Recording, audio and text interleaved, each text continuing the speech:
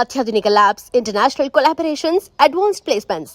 మీ dream career ని reach అవ్వడానికి మీ best choice Godavari global university. ఎందుకని ఇంత తీవ్రంగా అంబానీ పెళ్లి వాళ్ళ ఇంట్లో జరుగుతోంది? దాని గురించి అంతలా మాట్లాడుకోవడం మంత్స్ టుగెదర్ జరిగిందనా, లేకుంటే ఒక రిచ్ ఫ్యామిలీ అనా? అది ఆబ్వియస్. అంటే ఒక పాయింట్ ఏంటంటే, మనకు అసలు ఊహించని విధంగా పెళ్ళిళ్ళు అంటేనే ఖర్చుతో కూడిన వ్యవహారం. ఎంత చిన్న పేదవాడైనా మ్యాక్సిమం వాళ్ళు ఖర్చు పెట్టేది పెళ్ళిలోనే ఖర్చు పెడతారు. ఇప్పుడు దాన్ని ఊహించని దానికి వీలు లేకుండా అంత అంటే 5,000 కోట్లు అయిపోయింది అంటే ఆటోమేటిక్గా that will come one under the vulgar display of wealth అని ఒక వర్డ్ ఉండేది. ఇది ఎప్పుడంటే ఆల్మోస్ట్ ఒక 25 years బ్యాక్ భరత్ షా అని ఒక చాలా పెద్ద ఫైనాన్షియల్ ఆయన, నాకు సత్య జంగల్ అని నాకు ఫండ్ చేశారు ఆయన.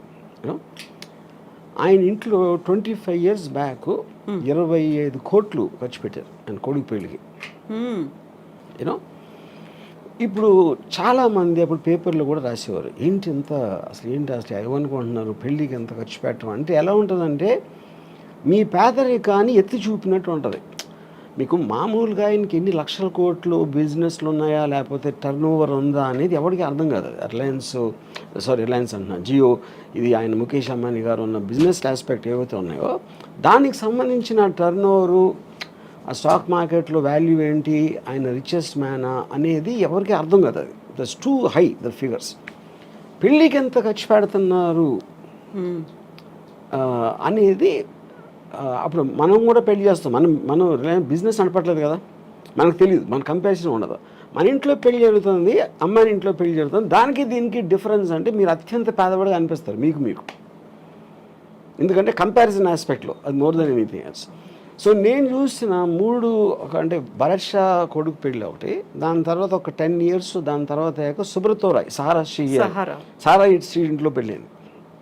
యూనో అఫ్ కోర్స్ ఇది ద బాప్ ఆఫ్ ఆల్ మ్యారేజెస్. యూనో అప్పుడు కూడా విచిత్రంగా ఏం చెప్పేవారు అంటే, ఇప్పుడు నాకు తెలిసిన ఒక ఆవిడ, షీ మేక్స్ క్యాండిల్స్. సో సారాషి పెళ్ళి విషయంలో 3 కోట్లు తన ఒక్క బిల్లు వచ్చింది. క్యాండిల్స్ కూడా తను ఒక్కదే చేయాల, చాలామంది చేశారు. అంటే అది 7-8 రోజులు అలా అయింది పెళ్ళి. అది క్యాండిల్స్కి 3 కోట్లు అంటే అసలు మనకి ఎక్కడున్నాం మనం కూడా కాదు, ఎక్కడా లేవు. అది నా పాయింట్. సో ఇప్పుడు ఏంటంటే వల్గర్ డిస్ప్లే ఆఫ్ వెల్త్ అనేది ఆ టర్మ్ ఎప్పటి నుంచో ఉంది. It's not a new term. అంటే మీరు నా దగ్గర నీకన్నా చాలా ఎక్కువ ఉందని చూపించటానికి ఒక సందర్భం క్రియేట్ చేసి, లేకపోతే మీరు ఏదో పేరెంటారు కానీ మీరు రోజు వెళ్ళి ముఖేష్ అంబానీ ఇంట్లో కూర్చోరు, ఆయన ఏం చేస్తున్నాడో తెలియదు. ఆయన పెళ్లి చేస్తున్నాడు కాబట్టి ఇమేజెస్ బయటకు వస్తాయి, దానికి సంబంధించిన వార్తలు అన్నీ. ఇప్పుడు కానీ దీంట్లో ఎవరికి అర్థం కాదు ఏంటంటే, దీంట్లో ఒకవైపు నుంచి అన్ని కోట్లు ఖర్చు పెట్టి ఇంత పేద దేశంలో ఇంతమంది తినటానికి తిండి లేదు, ఇంతమందికి అసలు ఇల్లు లేదు ఉండటానికి, మెజారిటీ వాళ్ళు అలా ఉన్నప్పుడు పెళ్లి కోసం 5,000 కోట్లు ఖర్చు పెడతారా అనేది ఒకటి రావచ్చు. సేమ్ థింగ్ భరత్ భాయ్ అప్పుడు కూడా వచ్చింది. అప్పుడు భరత్ భాయ్ నాకు చాలా ఇంట్రెస్టింగ్ ఇది చెప్పారు. ఫస్ట్ టైం నాకు డబ్బు అనేది ఏంటని అప్పుడు అర్థమైంది నాకు. తను ఏమన్నారంటే, ఖర్చు పెట్టడం అంటే ఏంటి అసలు అర్థం? ఖర్చు పెట్టడం అంటే నా దగ్గర ఉన్న డబ్బు నా కొడుకు పెళ్లి సందర్భంగా ఆనందంతో నేను వేరే వాళ్ళకి ఇచ్చేస్తున్నా, అది దానం కిందకు వస్తుంది అన్నాడు. దుబారా ఖర్చు కాదు. ఎందుకంటే అదే 25 కోట్లు నేను ఒక ల్యాండ్ కొనుక్కుంటే ఎవరికి ప్రాబ్లం లేదు, ల్యాండ్ వాల్యూ 1000 కోట్లు అవ్వచ్చు 25 ఏళ్ళకి. కానీ అప్పుడున్న 25 కోట్లు నేను వేరే వాళ్ళకి ఇచ్చింది. ఎవరికి ఇస్తారు? ఖర్చు అంటే ఏంటి అసలు మీనింగ్? వర్కర్స్కి ఏదో ఆభరణాలు చేశారు, ఏదో చేశారు, గెస్ట్ని పిలిచారు, తిండి పెట్టారు, ఇది చేశారు, ఇలాంటివి అన్నీ కలిపే కదా. అంటే ముఖేష్ అంబానీ జేబులో ఉన్న డబ్బు వేరే వాళ్ళకి వెళ్ళింది. అంటే అది అంటే అది యాక్చువల్గా మెచ్చుకోవాల్సిన విషయం ఇన్ వే. లేకపోతే ఆయన మళ్ళీ బిజినెస్లో పెట్టో ఏదో రియల్ ఎస్టేట్ ప్రాపర్టీ కొనో లేకపోతే ఏదో కొని ఇంకా ఎక్కువ అవుతుంది అంతే. అందుకని సర్క్యులేట్ అవుతుంది అది యాక్చువల్గా that is the whole point. So ఇప్పుడు డబ్బులు ఎప్పుడు పోవు, ఒక్క జేబు నుంచి ఇంకో జేబుకి మారుతాయి. ఒక చిన్న ఎగ్జాంపుల్, చాలామంది చిన్న ప్రొడ్యూసర్లు వచ్చి లేకపోతే ప్రొడ్యూసర్ ఎంత డబ్బులు పోగొట్టుకుంటారు అనుకుంటారు. ఎంత పోగొట్టుకుంటారంటే గాల్లో వెళ్ళిపోలేదు కదా, ఏం కాలిపోలేదు, వేరే జేబులోకి వెళ్ళి అతని దగ్గర ఉన్నాయి. అతను ఏదో ఒక విజన్తో వచ్చాడు.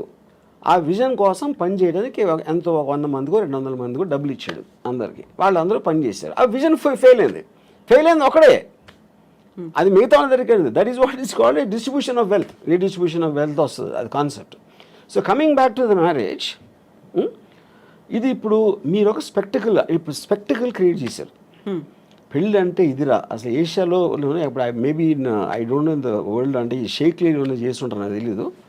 But this must be the most expensive marriage apart from ఈ కింగ్స్ క్వీన్స్ అలాంటి దగ్గర ఉందేమో నాకు తెలియదు. మోడర్న్ హిస్టరీలో this must be the most expensive.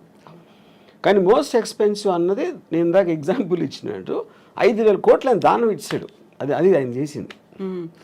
అయితే మీరు దీన్ని ఈ రకంగా దానం అన్నప్పటికీ కూడా అంత ఖర్చు పెట్టే బదులు స్కూల్స్ కట్టించవచ్చు, లేకుంటే రోడ్స్ ఇవ్వచ్చు, లేకుంటే విలేజ్ డెవలప్మెంట్ ఇది కూడా కదా.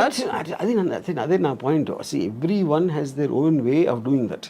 యూనో వాళ్ళ దాంట్లో ఇప్పుడు దానం అనేది ఒకే రకంగా చేయాలని లేదు కదా. మనం అనుకునే స్కూల్ కట్టించారా, టెంపుల్ కట్టించారా, లేకపోతే ఎవరో వికలాంగులకి ఏదైనా ఇచ్చారా అనేది అవి కూడా అది అంటే. కానీ తన ఉద్దేశం నా పాయింట్ తన డబ్బు వేరే దగ్గరికి వెళ్ళింది అనేది పాయింట్. కానీ ఏ విధంగా వెళ్ళింది అనేది ఎవరు చెప్పగలుగుతారు?